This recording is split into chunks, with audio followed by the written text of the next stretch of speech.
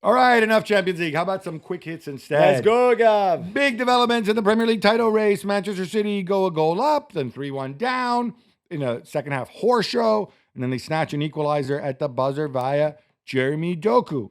Jules, the edge has decidedly shifted to North London. Yeah, it has, because it was really in the hands of City before. If they scored more, if they won all their games, and Arsenal did too, if they scored more goals, they would win and goal difference. That's not the case anymore. Now they need Arsenal to at some point drop points against either West Ham, Burnley, or Crystal Palace. But if Arsenal go and win all three of those games, then City won't win the title. So I didn't see this one coming. I didn't see that collapse coming in the second half, and then conceding those 3 goals, really cheap goals to concede, mistakes everywhere. Gehi, Kusanov, all of them, like Nunes, O'Reilly, all of them. I didn't see that coming at all. Donnarumma, it was just incredible to watch. Were you surprised by Pep's reaction afterwards, where he just talked about how good they played in the first half? And I kind of want to be like, yeah, you played really well in the first half, and you scored 1 goal in the first half. Yeah, and it was a worldie as well. Like, and it was like 2 worldies from Jeremy. Yeah, 2 worldies from Jeremy. Yeah, no, I agree with you. And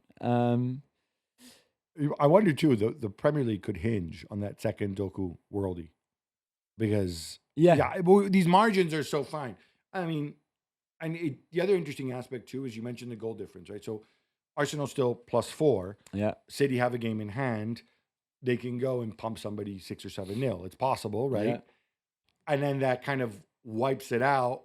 But then Arsenal still, it kind of wipes out. It would wipe out potentially Arsenal's kind of little cushion of being able to draw a game between now and the end of the season.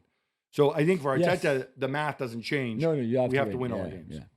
And sticking with City, Gab, Phil Foden's contract has been extended through 2030. What does this tell you? It tells me that Pep Guardiola will not be the City manager in 2030, and possibly there's been rumors all season, not next year. Yeah, I agree.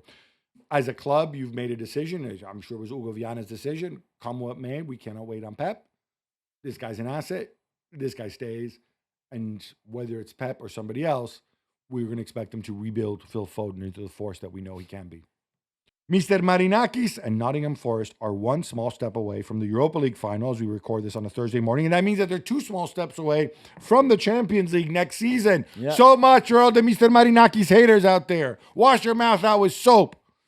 And on Monday, they all but stayed up by coming into Stamford Bridge and destroying Chelsea 3-1. Yeah, I mean, we can talk about Chelsea more than Forest here, really, because there's... of course, Mr. Marinakis doesn't get the credit he deserves, but go But ahead. Vitor Pereira deserves a lot of credit. Vitor Pereira is exceptional. With a mixed team. He's shown it before. Yeah, with a mixed team. Finally, Marinakis getting the right manager in. I mean, he had so many tries that at some point it was going to work. Well done to them. But what about Chelsea, man? How bad is this? This was one of the worst I've seen in a very long time for a home team of this caliber. Like Callum McFarlane playing doing like, oh, look, I have no clue. So I know, I'll put the kid in from the youth team because he's going to get all the support. And then this poor Derry guy, Jesse Derry gets... Who's very good, by the way. I'm very good at whatever, right? Great future. But it's so cravenly... No ideas, no clue. Yeah. Vibe is terrible. It's a terrible season. I mean, they can maybe turn it around, turn the vibe around by beating City in the FA Cup final. Winning the FA Cup final. They need to think. They need to think next step. Yeah, definitely. No question. A nice goal by João Pedro too. Yeah, lovely goal. That's right.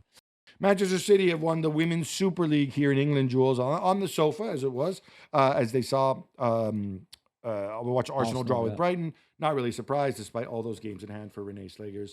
And City could win the double too. Yeah, they can. They're in the semi-final of the FA Cup, first title in 10 years. They have been, even if the end there was a bit tricky, they lost at Brighton, for example, who are building up a really nice team as well as a new stadium for them. But they deserved it. They have the best team right now, the one that starts. They have been the best team all season long. Well done to them. Champions League is coming again, which they need to. And it's a disappointment, I guess, for Arsenal and Chelsea not to have been able to compete with them until the end.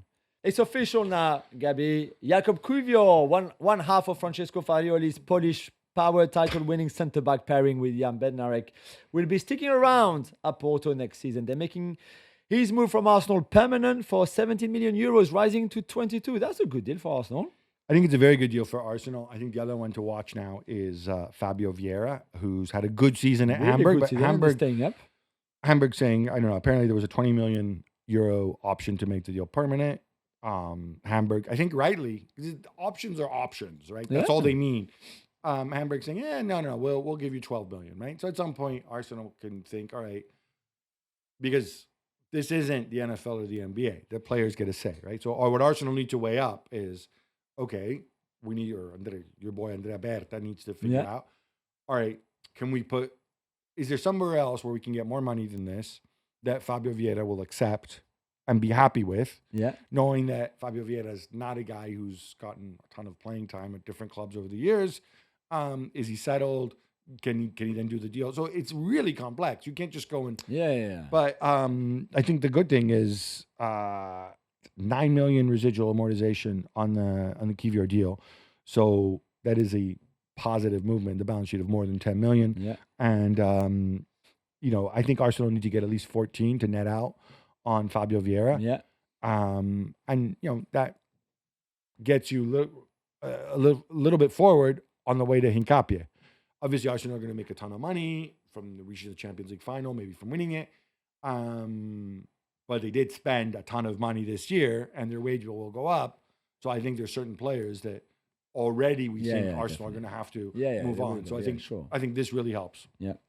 The Times reporting that Junior Koopy, who could break the record of Premier League goals by a teenager jointly held by Robbie Keane and Robbie Fowler, and not Michael Owen, which kind of surprised me. Yeah. I guess because he scored 18 goals in his first full season, but I guess he must have just turned that year. I don't know. Whatever. Doesn't matter. Sorry, Michael. Great goal scorer. Anyway, he's being tracked by Barcelona, Chelsea, and Arsenal. Funny enough, it's exactly what I would say if I were Bournemouth. Yeah, exactly. I want your thoughts on this. And to be clear, while he is French, yes, he is. He's neither Paris-born nor Paris-bred. There's no clear evidence that he's ever been to Paris. No, I think he's been to Paris, but yeah, you're right. He's not one of ours. It's okay. We can, sometimes give a bit more talent to the rest of the country. It's all good. What an incredible first season. I don't think he saw it coming, really. I certainly didn't see it coming. I thought he would do well, and Bournemouth was the perfect club for him, coming from their parent club in France, Lorient, where he was the star of the French second division last year, 17 and 18. But still, the step up is big to the Premier League, and he's gone better and bigger and stronger than anything I could have thought of, and the same for him, and I think the same at the club too. I think it's far too early to leave Bournemouth. He doesn't need to. Those clubs will still be there in a year's time. But Andoni Raiola won't. True, but then Marco Rosa could be very good for Ellie's development. So I think unless Bournemouth say, listen, we bought you for 35, and that was cheap because it was Lorient selling to their parent club, and we can't turn down 70 and making twice the money that we made on you. Sorry, but you have to go. If the choice is in his hands, then I think he should say, you know what, keep me here for another season in the Premier League where I can start every game through the season, whereas this year he didn't really start the first half of the season. Well, I was going to say, what's really impressed me, it's either impressive about him or about Iraola, is I've seen Bournemouth play live maybe 3 times this year. And at the start of the season, he wasn't playing. And he gets into the first team. And every time I've watched him, I was so impressed with their organization, their pressing movements. And I thought, this is Andoni Iraola. And then he gets into the first team, and I thought, all right, this guy, I can tell he's come on as a sub a few times. He's a technically gifted player. But he's going to screw everything up because so much of the press is based on coordination and movement.